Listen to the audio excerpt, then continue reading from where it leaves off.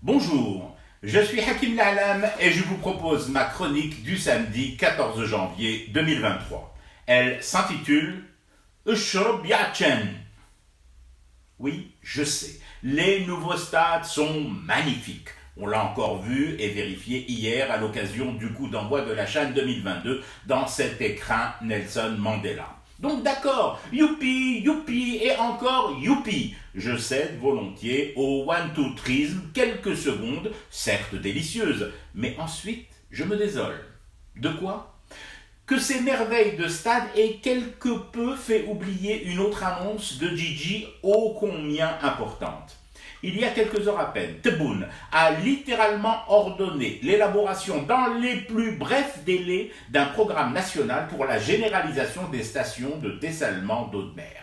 La bataille de l'eau. Nous aurions tort de considérer qu'il ne s'agit là que d'un sujet parmi d'autres. L'eau sera, et déjà, la bataille planétaire à venir ou déjà en cours. Des pays l'ont compris. Et parmi eux, devinez qui? Israël. Oui, l'entité sioniste a placé cette bataille de l'eau en haut de ses dossiers prioritaires, au Proche et au Moyen-Orient depuis des lustres, et à nos portes ouest depuis quelque temps et de vilains desseins.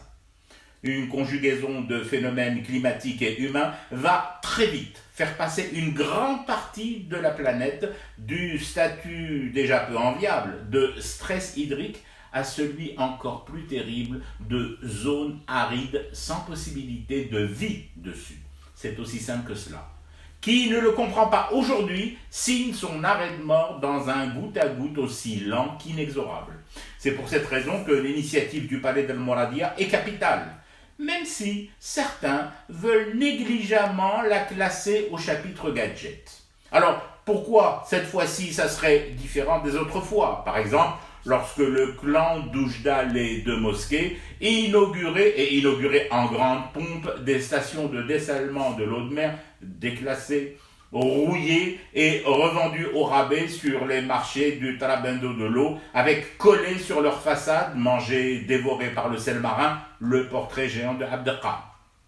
C'est là justement que les deux sujets se rejoignent miraculeusement. Quels deux sujets?